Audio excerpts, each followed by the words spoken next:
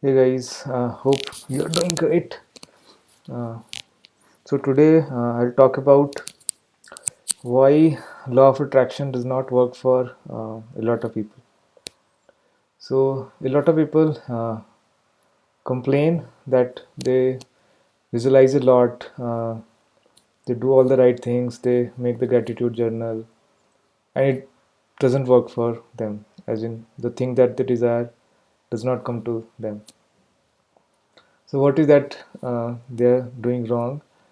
And for someone they are not even doing the manifestation techniques, right? But still they are getting what they want. So what is it that they are doing right, and what is it that some people are doing wrong? So to understand this, we need to understand the first basic rule of law of attraction, right? So law of attraction says you get what you are, not uh, law of attraction says you get what you are, not what you want. Right? I'll just rephrase it. You get what you are, not you get what you are, not you do not get what you want.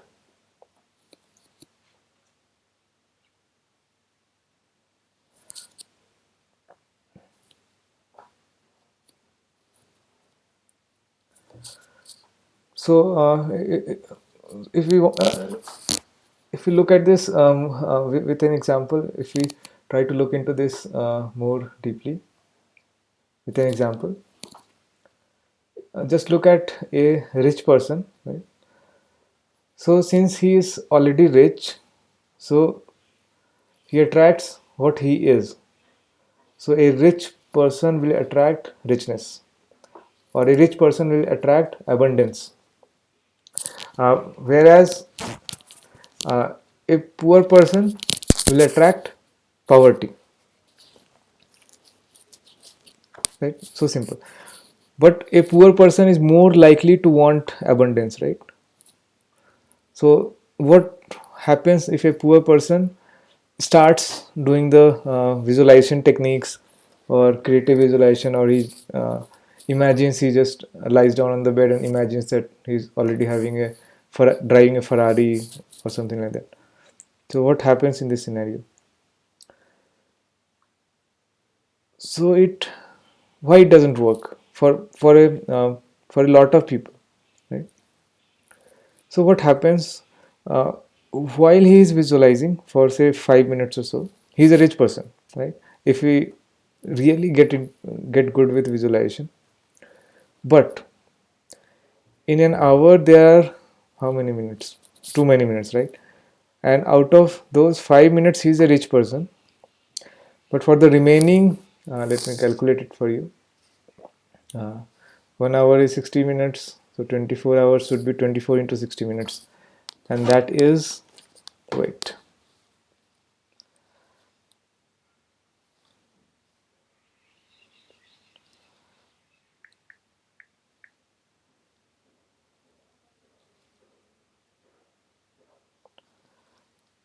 24 into 60 is 1440. So there are 1440 minutes in a day. So for 5 minutes he is a rich person, but for 1335 minutes, 1335 minutes, he is again a poor person. His attitude, his thoughts, the way he thinks, the way he interacts with people. For example, if he goes to a vegetable shop and the vegetable vendor tells him that this is say this stuff is for $2 per kilo, so he will get surprised and say, oh, how costly it is, right? So he is behaving like a poor person. But a rich person goes to the vegetable vendor and he doesn't even ask for the price, just takes it, pays the bill, and comes back. Or maybe he leaves a tip. So his action, his behavior, everything, right? Everything, every minute thing. As in, he is a rich person for whole of the day, and a poor person is a poor person for whole of the day, even if he visualizes for 5 minutes a day, right? So that's why even if you visualize, even if you do things for some time, it doesn't work. So law of attraction, again I'll repeat, law of attraction says you attract what you are, not what you want. So in order to get real results, you need a drastic transformation, as in internally you have to become a rich person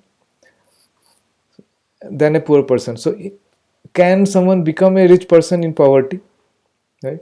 Can someone feel rich in when he is experiencing poverty in his life? It is possible, but not that easy. And certainly 5 minutes visualization or 20 minutes visualization is not going to work, right? Because life, he has to interact with life, and when he interacts with life he will express his poor man. So what should we do? Should we lose hope? Should we stop thinking that our desires are ever going to be materialized or manifested? No, but we need patience. Things can be done, but it certainly is not the way in which it is presented in the movie The Secret, or literatures which are of similar kind or of similar frequency, of a similar kind, of who talks about law of attraction in a simplistic simplistic way, as simplistic way as The Secret talks about. So let's again, there are many things people want in their life. Let's talk about money because it's quite common.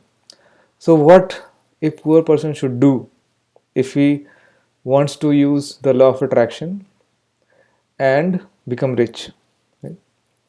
So how does a rich person feel, right? Abundant with what he is, right? He is happy with what he is, right? So as in he feels that inside it, he feels that he has everything what he needs, right? And if on the contrary, how does a poor person feels? He feels that he lacks what he needs, right? And especially when when certain scenarios present themselves in his life, for example a nice car is driving by which he really wants. So whenever he looks at that car, his feeling of that lack of the car is aggravated, right? So he feels a lot poor in that moment, right? As in his poor feeling or feeling of poverty is exaggerated in that moment.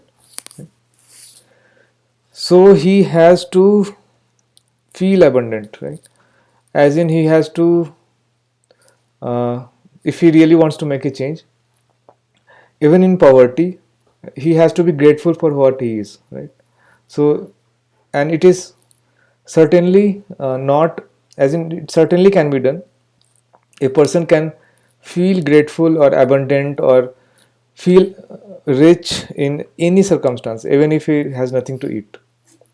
If, for example, if a person is really poor, at least he can, what he can do is accept what the life is presenting and ignore, at least ignore the difficulties that the life is presenting, and not think about it after some event has passed. For example, because of his poverty, he did not get to eat his lunch, right?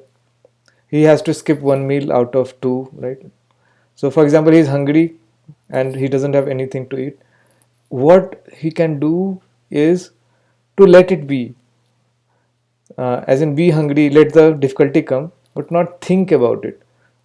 As in, so when he thinks about it, that's when he is expressing his poor self. That's when he is feeling poor. Right? But it takes a lot of evolution for a person who is poor to, as in who is internally poor, to become internally rich, right? It takes a lot of evolution. It takes a lot of inner development. So that's why in Eastern philosophies, uh, nobody thought of manifestation techniques or Eastern spirituality. When we talk about Eastern spirituality, uh, for example, the school of yoga or meditation or Buddhism or you take any Eastern philosophy or Eastern spirituality, they do not talk about manifestation techniques as such because they know that that doesn't work. You have to change yourself, right? So once you become a grateful person and you feel abundant in any situation, and that's when richness or abundance gets drawn to you. And that feeling poor or being transformed from a person who feels poor most of the time to a person who feels grateful for what he has, you need to evolve. And that evolution comes through meditation or yoga or other spiritual practices. And as you evolve, automatically the reflection, your new personality, the person you have become automatically reflects into better situations and circumstances. So in my view and in my experience, things change, automatically change when you work on yourself, right? So when you uh, we practice more acceptance, for example, right? That's nothing but a mental practice of spirituality. Or do yoga, do kriya yoga or pranayams and meditation, and detach yourself from your mind, right?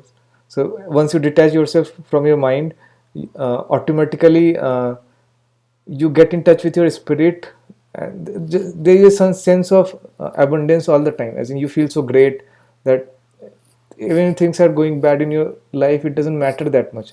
And when it doesn't matter that much, you don't think about it that much. And since you don't think about the negative things leave leave your life, or uh, create a room for positive things to come.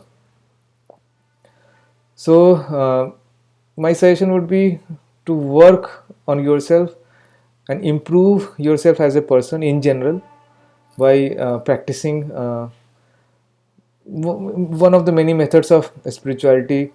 uh, it can be through mind, it can be through emotions, it can be through body, it can be through energy, right? There are different methods. Try to evolve yourself into a better person, and as you evolve yourself, law of attraction automatically brings to you the new circumstances which are a match to you, match to the better you now. And instead of I'll talk about, should we completely avoid manifest, as in visualization and forcefully trying to manifest something. I'll come to that. uh, so in my view, you should just primarily you should work on evolving yourself through methods of mind, body, emotions, or energy. Methods of mind could be practicing acceptance or becoming more and more wise and seeing everything with maturity and not reacting to everything. So, for example, some negative things happen. For example, an event which, for example, a poor person gets his son admitted to the hospital, and because of his poverty, he faces a great difficulty in getting a good treatment for his son. So this event can trigger a lot of negativity, a lot of negative thoughts, negative emotions. He can brood over it for days. So when he does that, he's doing nothing but exaggerating his feeling of poverty, right? And which will attract more poverty. So if he reacts less to events and accepts them as they come, right? So these are mental methods like acceptance and uh, gratefulness. Again, if you talk about body, so body mind are quite related. For example, someone performs yoga and become flexible, right? So that also breaks. So since body is the structure of body, or the geometry of body is so tightly tied to the structure of mind. So when your body becomes flexible, your it does have an impact on the mind as well. uh, Even if it doesn't looks evident or intuitive. And it is otherwise also. For example, some people who have some emotional issues have corresponding uh, deformities or abnormalities in the body. Yeah. So for example, I also experienced a hunchback, for example, due to certain emotional reasons. So mind and body are related. So a person who carries certain emotional trauma or emotional issues will have, most probably have, a corresponding reflection in the body. So if someone performs yoga, he changes the structure of the body and does have a impact on the mind. Not the same impact as you work on body or sorry, emotions or energy or mind directly, but it does have an impact. I'll just come.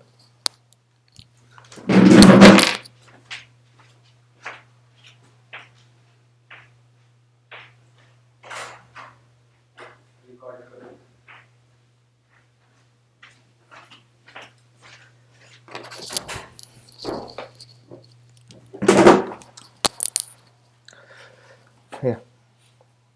So again, talking about emotions, right? So we talked about mind and emotions. We can take it in one category. So as in, if you are like feeling a lot of negative emotions, right? So negative emotions will do nothing but attract a lot of negative circumstances towards you. So when they happen, you watch them, or uh, it's not that easy, but comes with practice gradually.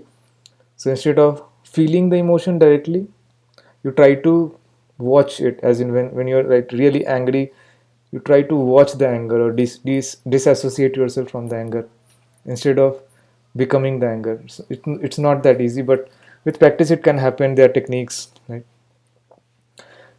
Inner, we talked about body, emotions, mind, as in you control your thoughts, right? You direct your thoughts. If your thoughts are like going in negative direction, you think positive thoughts and then turn the direction. For example, in a situation of poverty, you might start thinking, oh, my life is so bad, that happened, this happened, some negative memories coming. But then you insert positive thoughts like, but I can do this, but there is this possibility, I can work towards a better future. With hard work things are possible. The examples that so people who were so bad in terms of financial aspects of life gradually came out of poverty, and there have been examples. You can think about examples. So you can like change the momentum, change the negative momentum into a positive one. So that's a summary of like how to work with the mind. Energy, the whole yogic system is around working with energy. So it's very hard to understand, but as soon as the energy rises, the kundalini energy, which is sitting in the base of your spine, as it gradually rises, you automatically evolve and become a better and better person. As in, you acquire newer and newer capabilities. It's not that easy to comprehend, but it works. So a lot of people are on the path of yoga, kriya yoga, that is working with energy. I do the same. I practice kriya yoga practices taught by Sadhguru, who heads Isha Foundation. Yeah, so that's about it. So till now I talked about how to evolve yourself in general, so that you have a better reflection, which is also called life, or you, as in the better you has a newer reflection in terms of new life circumstances. So the bad will start leaving you, and the good things will start getting attracted to you. Cool. So the last point. So should we completely avoid uh, creative visualization, or what it does actually? So I'll talk about that. So we'll take the same example of the poor person who wants to be rich and is applying manifestation methods like creative visualization or affirmations. So what it does to the poor person who wants to become rich and is applying creative visualization, it will actually exaggerate or enhance his experience of poverty. He will become even more poor, because basically what he is doing is he is trying to accelerate his. So he is currently here.